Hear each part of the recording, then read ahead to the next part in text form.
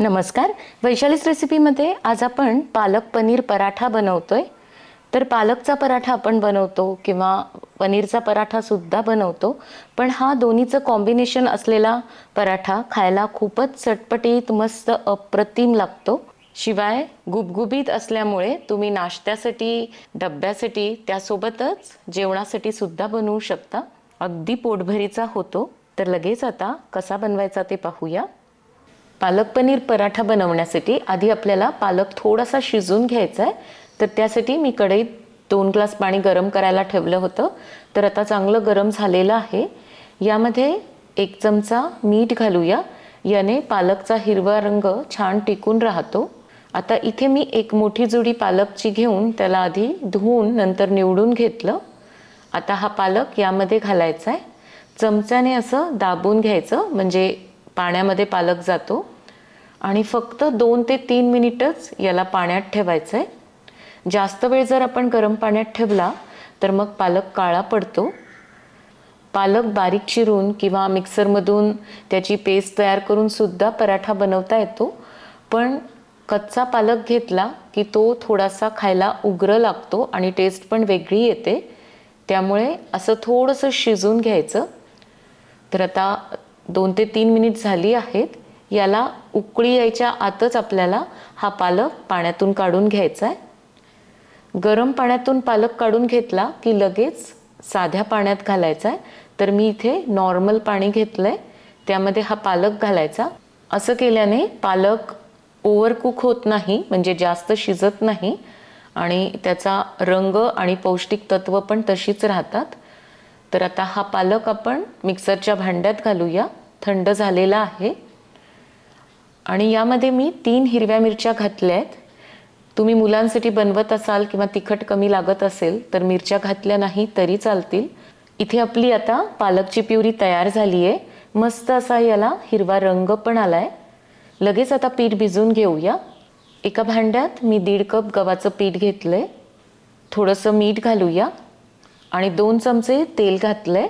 आपला पोहे खायचा जो चमचा असतो त्याने 2 चमचे तेल घालायचं आणि हे सगळं तेल आता पिठाला चोळून घेऊया.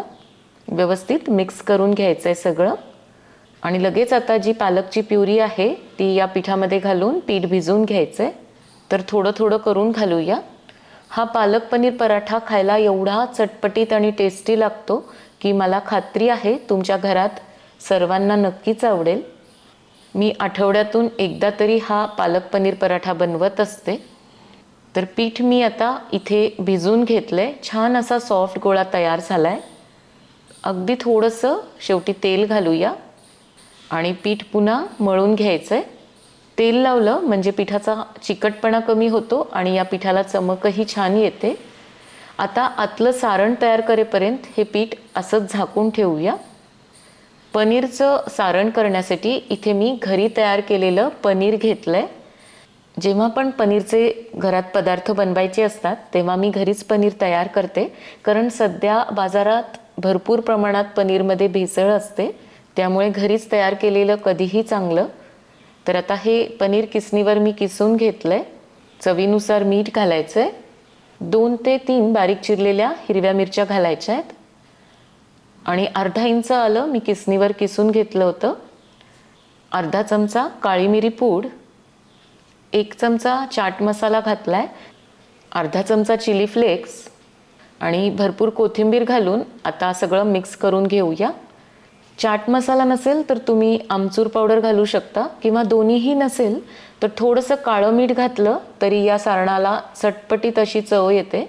तर इथे हे आपलं आता सारण तयार झालंय. दिसायलाच एकदम भारी दिसतंय. पीठ भिजून पण आता 10 ते 15 मिनिट झाली आहेत. पुन्हा याला थोडंसं मळून घेऊया आणि लगेच एक गोळा काढून आता पोळी लाटून घ्यायची आहे. तर आपण घेतलेल्या साहित्यामध्ये साधारण मी केले तसे 5 ते 6 पराठे तयार होतात. थोडंसं गोळ्याला मळून घेतल्यानंतर गव्हाचं पीठ लावून घ्यायचं आणि नंतर नेहमीच्या पोळीप्रमाणे चपातीप्रमाणे याला लाटून घ्यायचं आहे. पीठ आपलं अगदी पाहिजे तसं तयार झालेलं आहे, त्यामुळे पोळी अजिबात पोळपाटाला चिकटत नाही आहे. एकदम व्यवस्थित उलटसुलट करता येते. तर आता मी इथे थोडी मोठी पोळी लाटून घेतली आहे. यामध्ये पनीरचं सारण भरायचं, त्याला चांगला चौकोनी आकार देऊन घ्यायचा, कारण आज आपण चौकोनी पराठा बनवतोय. तुम्ही गोलसुद्धा बनवू शकता, पण असे चौकोनी आकारात केले की दिसायला एकदम भारी दिसतात. सारण भरल्यानंतर दोन्ही बाजूने अशा पद्धतीने फोल्ड करून घ्यायचं, व्यवस्थित याला दाबायचं.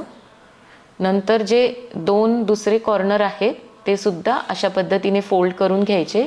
एकावर एक सगळं घालायचं नाही, नाहीतर मध्यभागी पराठा खूप जाड होतो आणि मग पनीरची चव आपल्याला खाताना लागत नाही. तर आज मी चौकोनी पराठा बनवतेय. तुम्ही हवं तर गोल आकारात सुद्धा पराठा बनवू शकता. व्यवस्थित याला दाबून घेतल्यानंतर पीठ लावून घ्यायचं आणि आता हलक्या हाताने पराठा लाटून घ्यायचा. पहिला पराठा आपला लाटून झालेला आहे. आता आणखी एक बनवून घेऊया.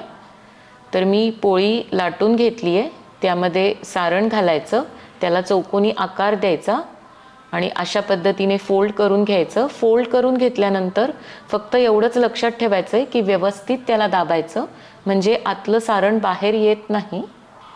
तर मस्त असा याला आता चौकोनी आकार आला आहे. पीठ लावून पहिलेप्रमाणेच हा पण पराठा लाटून घ्यायचा आहे. तर सध्यापुरते मी 2 पराठे लाटून घेतलेत. आता लगेच भाजून घेऊया. तवा चांगला गरम झाला की त्यावर हा पराठा घालूया. गॅसची फ्लेम मीडियमवर करायची आणि वरून थोडासा कोरडा झाला की मग पलटून घ्यायचा आणि याला आता तूप लावून घेऊया. तुम्ही तेल किंवा बटरसुद्धा लावू शकता. परत पलटून घ्यायचा आणि दुसऱ्या बाजूने पण व्यवस्थित तूप लावून घ्यायचं आहे. एकाच वेळेस तुम्ही 3 ते 4 पराठे अशा पद्धतीने लाटून घेऊ शकता, म्हणजे भराभर मग भाजून घेता येतात.